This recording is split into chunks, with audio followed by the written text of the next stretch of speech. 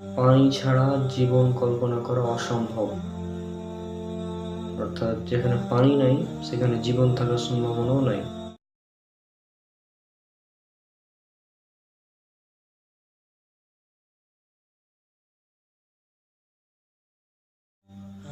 আসসালামু আলাইকুম ওয়া রাহমাতুল্লাহি ওয়া বারাকাতুহু।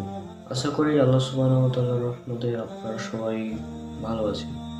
এর আগের এপিসোডে আমি বলেছিলাম আয়াতের শেষের অংশে আল্লাহ তাআলা বলছেন প্রাণবন্ত সমস্ত কিছু সৃষ্টি করলাম পানি থেকে। এটা এর পরের এপিসোড, জীবন সৃষ্টিতে পানির ভূমিকা, পবিত্র করে আধুনিক বিজ্ঞান পর্ব 6। সেখানে দেখতে হবে ইনশাআল্লাহ। সেখানে এই আয়াতের ব্যাখ্যা এবং বিজ্ঞানের যে ব্যাখ্যা রয়েছে সেটা হুবহু সেম। আগামী পর্বে আপনারা সেটা দেখতে পাবেন ইনশাআল্লাহ। জীবন সৃষ্টিতে পানির গুরুত্ব বা ভূমিকা, বা জীবনের জন্য পানির অপরিহার্যতা, এই বিষয় নিয়ে আজকে আলোচনা। আমরা জানি জীবদেহ গঠিত হয় কোষ দ্বারা।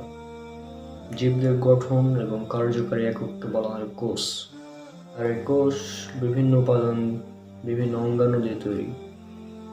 এই কোষের বিভিন্ন অঙ্গাণুর মধ্যে একটি অন্যতম অঙ্গাণু হচ্ছে সাইটোপ্লাজম।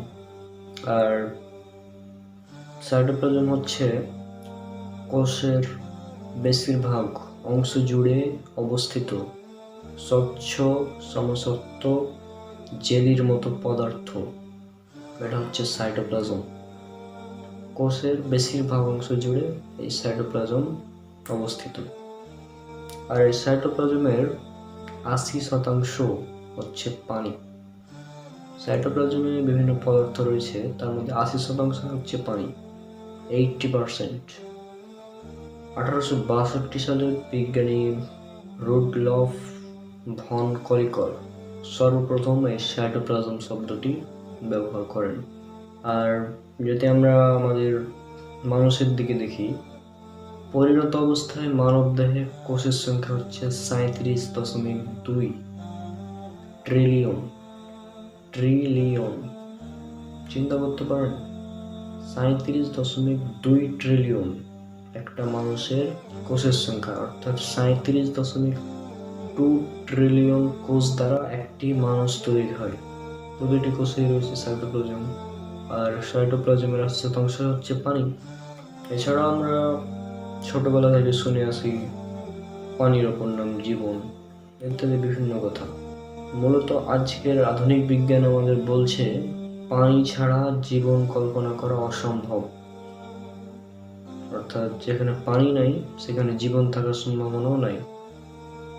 এটা আজকের বিজ্ঞান আমাদের বলছে। আর গত পর্বে যেটা বলেছিলাম, আল্লাহ তাআলার পবিত্র কোরআনের সেই আয়াত, সূরা আম্বিয়া 21 নম্বর সূরা, আয়াত নম্বর 30।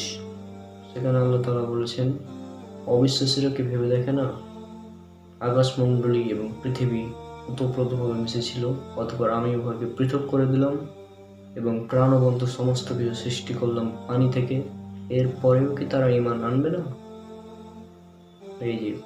এরপরেও কি তারা ঈমান আনবে না?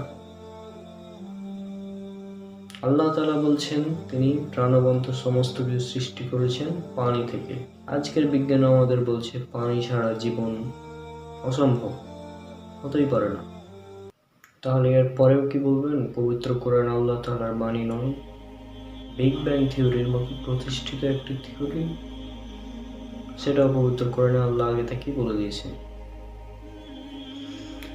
এখানে একটা বিষয় লক্ষণীয়, অনেকে হয়তো মনে করছে যে আমরা হয়তো কোরআনকে বিজ্ঞান দ্বারা টেস্ট করছি। না, আমরা নাস্তিক এবং অমুসলিমদের কাছে তুলে ধরছি যে দেখো, তোমরা যে বিজ্ঞানকে বলছো সত্য, সেই বিজ্ঞানের মূল মন্ত্র হলো পবিত্র কোরআন। পবিত্র কোরআনই হচ্ছে বিজ্ঞানের, বর্তমান আধুনিক বিজ্ঞানের মূল মন্ত্র। বর্তমান আধুনিক বিজ্ঞান অনেক কষ্ট গবেষণা করে যা প্রমাণ করছে, যে আমাদের সামনে নিয়ে আসছে, আল্লাহ তাআলা পবিত্র কোরআনে সেটা অনেক আগে থেকেই বলে রেখেছেন। এমন অনেক বিষয় আছে। ইনশাল্লাহ পরবর্তী এপিসোডগুলোতে এই নিয়ে আলোচনা করা হবে। ততক্ষণ পর্যন্ত আল্লাহ তাআলা সবাইকে সুস্থ রাখুন। আসসালামু আলাইকুম ওয়া রাহমাতুল্লাহি ওয়া বারাকাতুহু।